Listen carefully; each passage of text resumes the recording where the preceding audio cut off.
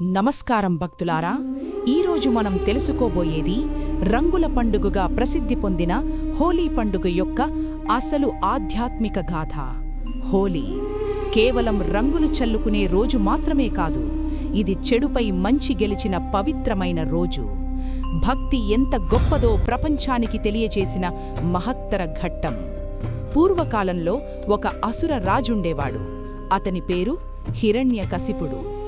తన తపస్సుతో బ్రహ్మదేవుని నుంచి వరాలు పొందిన అతను తనను దేవుడిగా పూజించమని ప్రపంచాన్ని బలవంతం చేశాడు. కాని అతని ఇంట్లోనే ఒక మహాభక్తుడు జన్మించాడు. అతనే ప్రహ్లాదుడు. ప్రహ్లాదుడు చిన్నప్పటి నుంచే విష్ణుమూర్తి నామస్మరణలో లీనమయ్యేవాడు. ఓం నమో నారాయణాయ అనే నామం అతని శ్వాస అయ్యింది. ఇది హిరణ్యకశిపుడికి అసహనం కలిగించింది. అతను ప్రహ్లాదుడిని ఎన్నో రకాలుగా హింసించాడు. పర్వతం మీది నుంచి తోశాడు, పాముల గుహలో వేశాడు, ఏనుగులతో తొక్కించాడు. కాని ప్రతిసారీ విష్ణుకృపతో ప్రహ్లాదుడు క్షేమంగా బయటపడ్డాడు. చివరికి హిరణ్యకశిపుడు తన చెల్లెలు హోలికా సహాయం తీసుకున్నాడు. హోలికకు అగ్నిలో కాలిపోని వరం ఉంది. ఆమె ప్రహ్లాదుడిని ఒడిలో పెట్టుకుని అగ్నిలో కూర్చుంది. అగ్ని జ్వాలలు ఎగిసిపడ్డాయి. కాని భక్తి ముందు వరాలు నిలబడలేకపోయాయి. హోలిక అగ్నిలో దహనమైంది.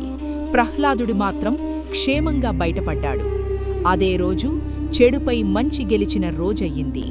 అందుకే ఈ సంఘటనకు గుర్తుగా ప్రతి సంవత్సరం హోలికా దహనం జరుపుకుంటారు. హోలీకి మరో అందమైన ప్రేమతో నిండిన కోణం ఉంది. అది శ్రీకృష్ణుడు మరియు రాధా ప్రేమ గాథ. వృందావనంలోని ఆ పచ్చని తోటలు, యమునా తీరం, గోపికల నవ్వులు, మురళీనాదం.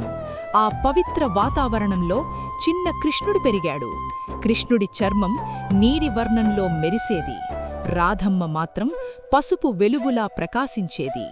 ఒకరోజు కృష్ణుడు తన తల్లి యశోదమ్మ దగ్గరకు వెళ్లి అడిగాడు, అమ్మా, నేనెందుకు నీలం రంగులో ఉన్నాను?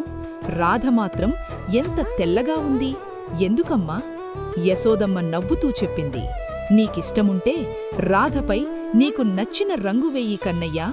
ఆ మాట విన్న కృష్ణుడు పరుగెత్తుకుంటూ వెళ్లి రాధమ్మపై రంగు చల్లాడు.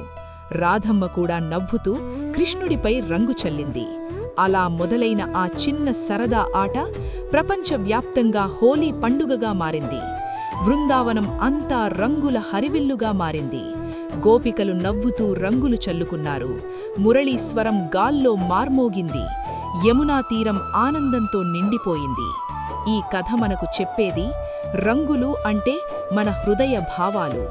ఎరుపు ప్రేమ, పసుపు ఆనందం, ఆకుపచ్చ కొత్త ఆశ, నీలం శాంతి.